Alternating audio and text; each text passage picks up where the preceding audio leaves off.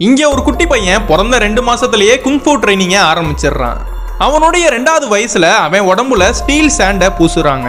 அவனுடைய 3வது வயசுல அவன் உடம்புல ஒரு பெரிய கல்லை வைக்கிறாங்க. எதுக்கு இது மாதிரினா பண்றாங்கன்னா அவன் உடம்புல உள்ள அப்பர் பாடி ஸ்ட்ரக்சரை ஸ்ட்ரென்த் ஆக்குறாங்க. இந்த குட்டி பையனோட 4வது வயசுல முள் படிக்கையில உருள வச்சு அவனுடைய தோலை மரத்து போக வைக்கிறாங்க.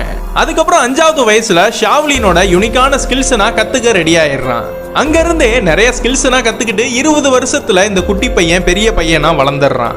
ஆனா ஷாவ்லினோட சேலஞ்சை மாஸ்டர் பண்ணி வெளியில வரணும்னா 36 சேலஞ்சை இவங்க கம்ப்ளீட் பண்ணி ஆகணும். மொதல் சேலஞ்சா ஒரு பெரிய பெல்லுக்கு நடுவுல அவனை போக சொல்றாங்க.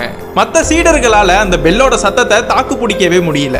ஆனா நம்ம சான் சின்ன வயசுல இருந்தே ட்ரைனிங் பண்ணனால அந்த சேலஞ்சை ஈஸியா கம்ப்ளீட் பண்ணிடுறான். அதுக்கப்புறம் இரும்பாலே செய்யப்பட்ட ஏகப்பட்ட ஈட்டிக்கு நடுவுல இவனை போக சொல்றாங்க. இவனும் அந்த 2 கைகளை வச்சு அந்த வால்ஸை தடுக்க ட்ரை பண்றான். ஆனா கிட்டத்தட்ட அந்த வால்ஸ் இவனை நசுக்கிடுது.